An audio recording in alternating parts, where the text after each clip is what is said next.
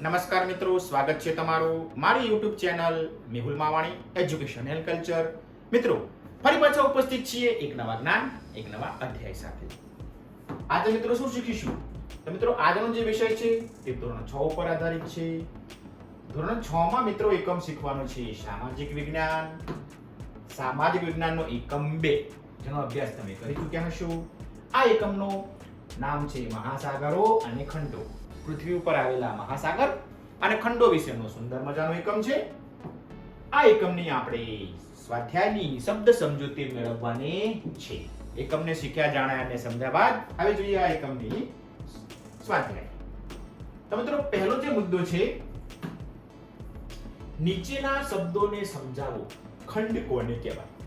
ખંડ કોને કહેવાય? તો આ ઉત્તર પૃથ્વી સપાટી પર આવેલા જમીનના ખૂબ મોટા સળંગ અને વિસ્તૃત ભાગોને ખંડો કહે છે, જે પૃથ્વી સપાટીનો 1/4 એટલે કે ચોથો ભાગ રોકે છે. ખંડો કુલ 7 છે.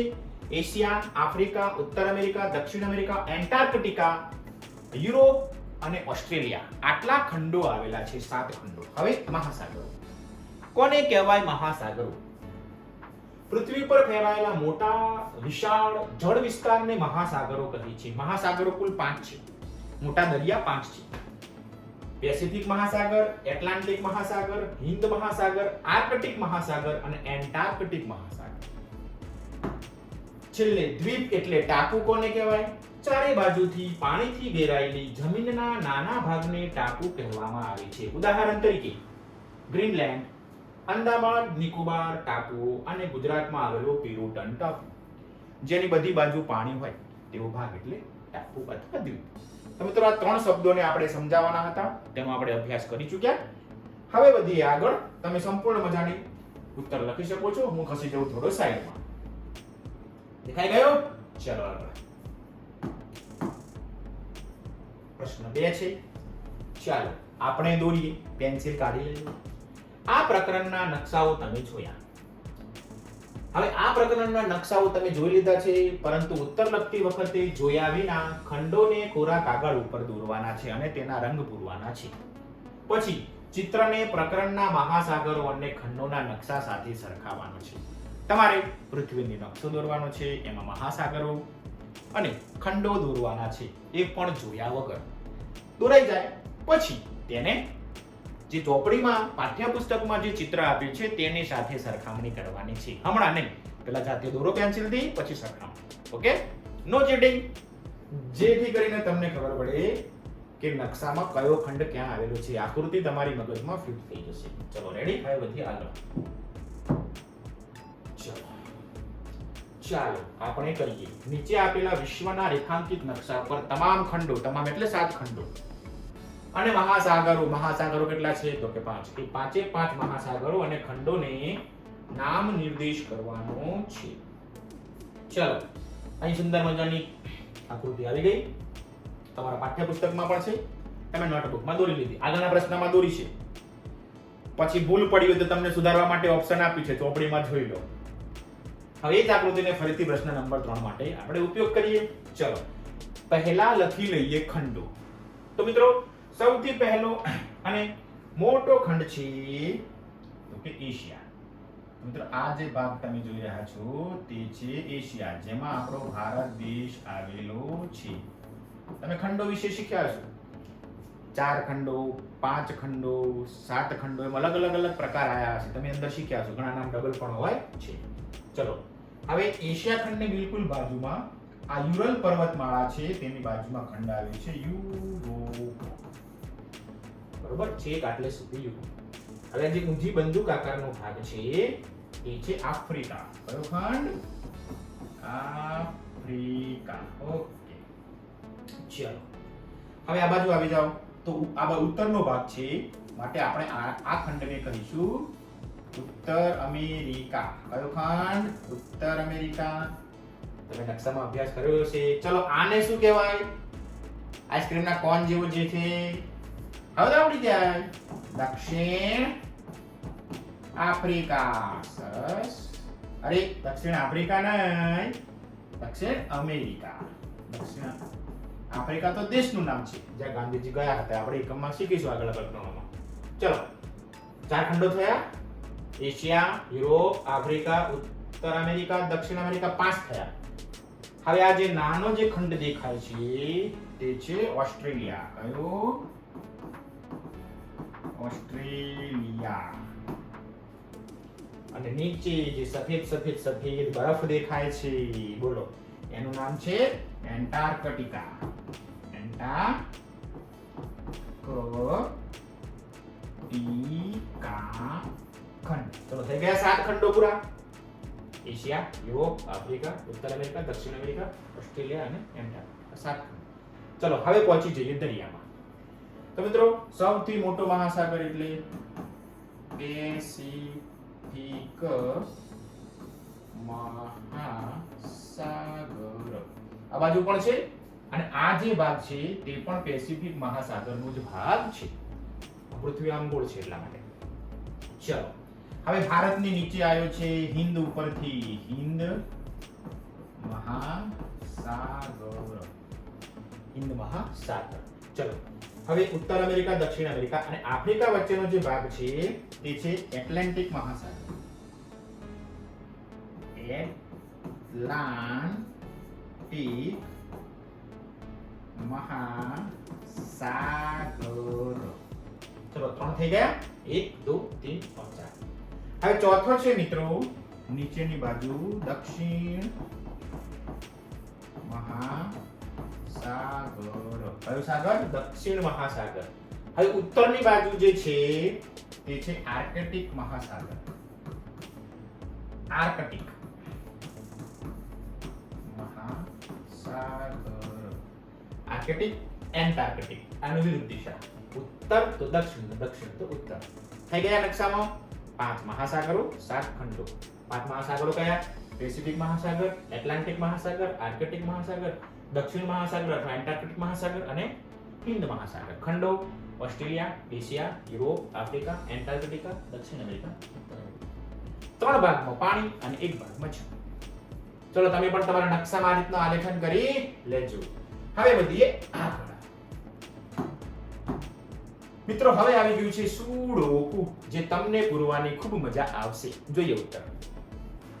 તો મિત્રો પ્રકરણ 1 માં તમે આ પ્રવૃત્તિ શીખી ગયા હતા. આડી ચાવી, ઊભી ચાવી. આવું સંદેશમાં જે આપણા છાપા આવે છે, ગુજરાત સમાચાર, સંદેશ, દિવ્ય ભાસ્કર, એમ અલગ અલગ વર્તમાન પત્રો આવે છે, તેમાં આવી રીતની ચાવીઓ, આડી ઊભી ચાવી આવતી હશે. તમારા વિસ્તારમાં પણ કોઈ સ્થાનિક વર્તમાન પત્ર આવતું હશે, એમાં પણ આવી ચાવીઓ હશે. મિત્રો આ ચાવીઓ પૂરવાથી આપણો શબ્દ ભંડોળ વધે છે. પરંતુ અહીં જે ચાવીઓ આપી છે, આડી અને ઊભી ચાવી, આડા અને ઊભા પ્રશ્નો, એ આપણે આડા અને ઊભા ખાનામાં લખવાના છે. આ જે ખાના છે તે અંગ્રેજીમાં પૂરવાના છે, ત્યાં આપણે ગુજરાતીમાં કામ કરતા હશું. ચલો તો હાથમાં પેન્સિલ લઈ લેજો. તમે પણ મારી જોડે જોડે પૂરતા જજો. શું પૂરીશું? ચલો પહેલો પ્રશ્ન. પહેલો આડી ચાવી લઈએ. મહાસાગરોમાંથી પુષ્કળ પ્રમાણમાં ઉત્પન્ન થાય છે. શું ઉત્પન્ન થશે? તો મિત્રો ઉત્તર લખીશું આપણે ઓક્સિજન. શું લખીશું? ઓક્સિજન. શું ઉત્પન્ન થાય મહાસાગરોમાંથી? ઓક્સિજન. લખી દીધું. ચલો હવે બીજા પછી આવી ગયું બીજું પૂછવું. પૃથ્વી પરનો સૌથી મોટો ટાપુ. પૃથ્વી પર સૌથી મોટો ટાપુ છે તો તે છે ગ્રીનલેન્ડ. કયો? ગ્રીનલેન્ડ. ઉત્તર અમેરિકાની બાજુમાં આવેલો છે. તો ચલો ભાઈ ગ્રીનલેન્ડ નો સ્પેલિંગ બોલતા જાઓ. ગ્રી પછી આવશે એન પછી લેન્ડ LAND. ઓકે ચલો હવે ત્રીજી આડી જોઈએ. જમીનનો વિશાળ ભૂભાગ. જમીનનો જે વિશાળ ભૂભાગ છે ખંડને કોન્ટિનેન્ટલ કહે છે. ચલો બોલતા જાઓ સ્પેલિંગ.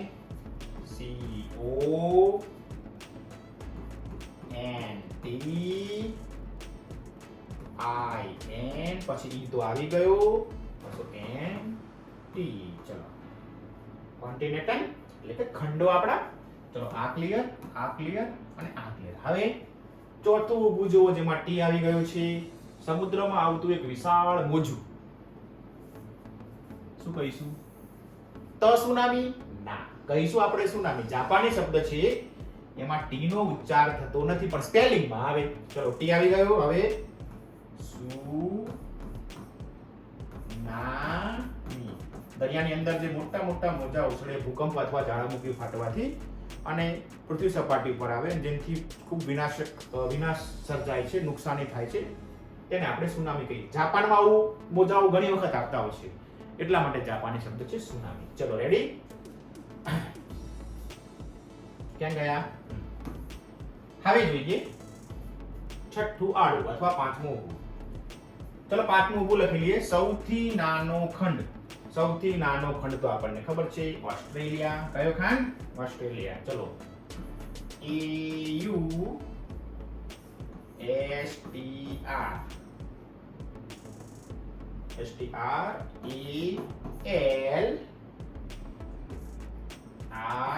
ઓસ્ટ્રેલિયા. ચલો હવે છઠ્ઠું આડું. એક મોટો ખંડ જેમાં ભારતનો પણ એક ભાગ છે. એક મોટો ખંડ કે જેમાં ભારત પણ આવેલો છે. તો મિત્રો આપણે એને આમાં શબ્દ આપ્યો છે યુરેશિયા. કયો ખંડ? યુરેશિયા. યુરોપ અને એશિયા ભેગું છે, જમીન અડેલા છે, વચ્ચે ખાલી યુરલ પર્વતમાળા આવેલી છે. તો બે ખંડો ભેગા છે એટલા માટે નામ છે એનું યુરેશિયા. આ એ આવી ગયો, SI અને પાછો એ આવી. ચાલો ક્લિયર? હવે આઠમું આડું. મહાસાગરોમાં સૌથી વધુ પ્રદૂષણ શેનું થાય છે? તો મિત્રો ઉત્તર આવશે પ્લાસ્ટિક. PLA plastic. ઓકે ચલો હવે આગળ વધીએ.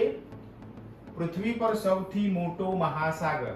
પૃથ્વી પરનો સૌથી મોટો મહાસાગર છે પેસિફિક મહાસાગર. ચલો સાતમું ઊભું લખીએ.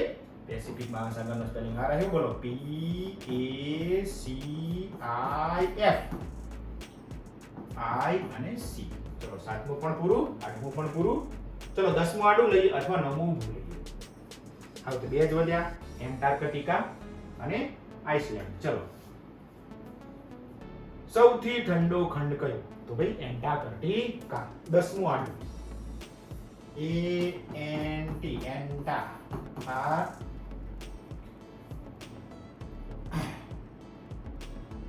CP Antarctic. CE Antarctica. નવમું ઊભું. સમુદ્ર અથવા મહાસાગરથી ઘેરાયેલી જમીન જેને કહેવાય આઇસલેન્ડ. ચલો ISL એ તો આવી ગયું અને N અને D. મિત્રો આ રીતે દરેક ખાનામાં આલ્ફાબેટનો એક એક અક્ષર આવતો જાય તે પ્રમાણે સુંદર રીતે તમારે આ જે 10 આડી અને ઊભી ચાવીઓ છે તે તમારે પૂરી દેવાની છે. મેં પૂરી તમને સમજણ સાથે પુરાવાનો પ્રયત્ન કરેલો છે. તો મિત્રો આ હતો આપણો એકમ બીજો, જેનો સ્વાધ્યાય તમને વ્યવસ્થિત વિગતે સમજાવી દીધું છે. આશા રાખું છું કે તમને આ વિડીયો ગમ્યો હશે. વિડીયો ગમ્યો હોય તો અમારી ચેનલને સબસ્ક્રાઇબ કરી દેજો, વિડીયોને લાઈક અને ચેનલને કોમેન્ટ બોક્સમાં કોમેન્ટ પણ જરૂરથી કરજો, જેથી નવા વિડીયો લઈને આવું તો તમારા સુધી ઝડપથી પહોંચી શકું. તમારા મિત્રો સુધી પણ આ વિડીયોને પહોંચાડજો. ત્યાં સુધી સૌને રામ રામ.